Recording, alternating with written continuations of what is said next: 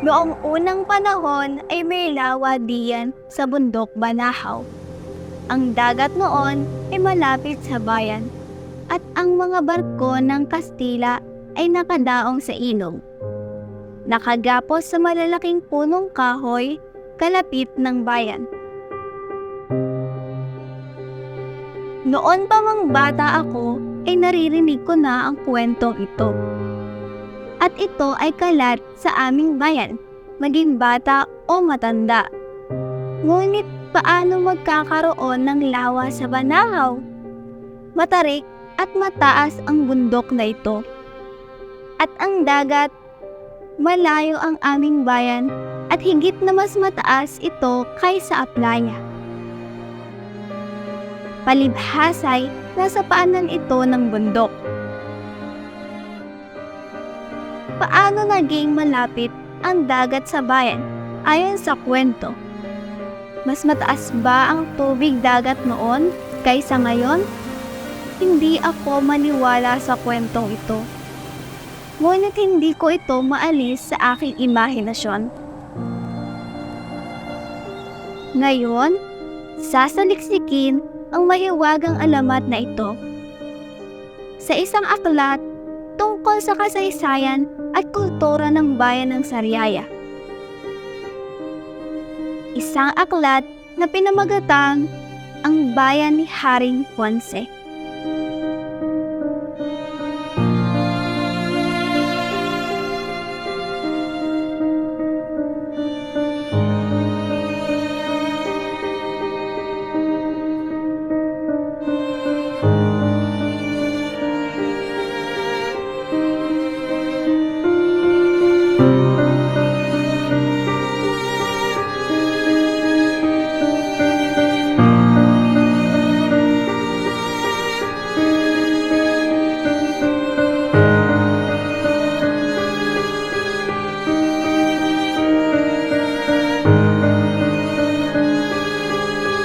Dito, babalikan ang panahon ng unang pagdating ng mga Kastila sa Sariaya.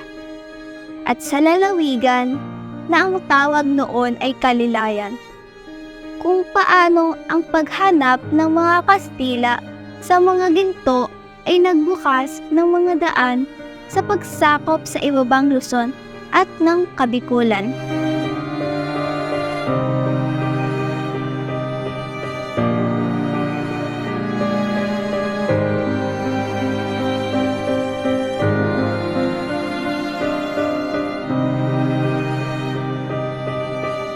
Babalikan din ang pagdating ng mga dato mula sa Borneo hanggang sa lawa ng Bombon. Ngayon tinatawag na lawa ng Taal, kung saan itinatag ang balangay ng Batangan, na kinasasakupan ng Sariaya.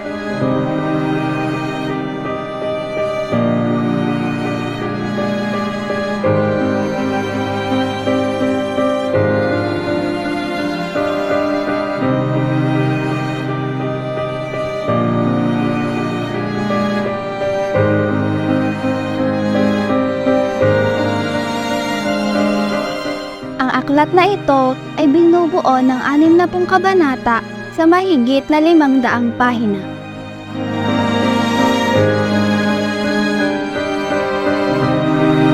Ang mga panahon ng kapayapaan at kasaganaan at ang mga panahon ng kadiliman at pakikipagtunggali sa kalikasan.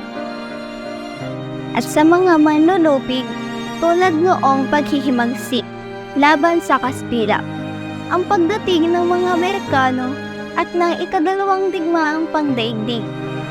Kabilang din dito ang mga alamat at hiwaga ng bayan at ng bundok Banahaw. Gayon din ang kanyang mga pagdiriwang sa iba't ibang bahagi ng taon. Ang Bayan ni Haring Ponce ay sinulat ni Heriberto Ricardo de Dace at naglalaman din ng mga sinulat nina Dr. Martin Ilaw, Dr. Enrico Velloso, Ginoong Sancho Alvarez at Doña Maria Concepcion Herrera.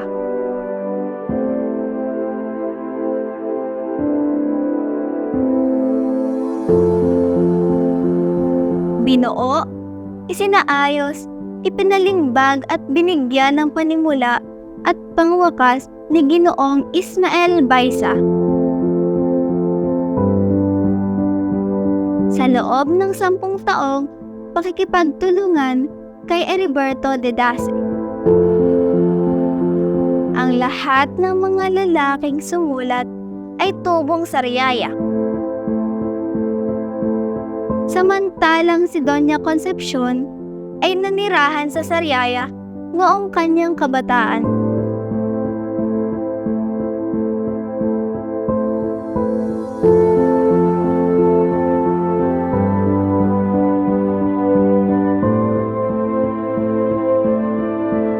Binuo bilang handog sa mga kabataan, paaralan, at bayan ng Sariaya ni Ismael Baysa at ng kanyang pamilya.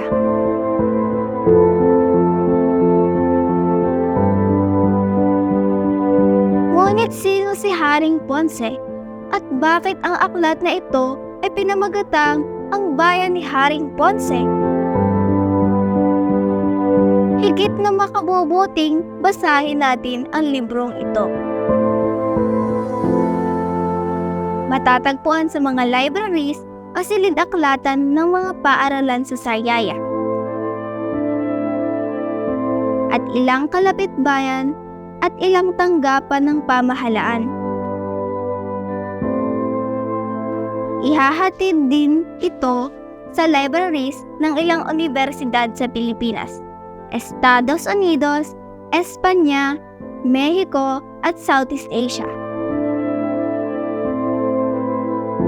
Ang aklat na ito, bagamat tungkol sa isang bayan, ay salamin din ng kasaysayan at kultura ng Pilipinas.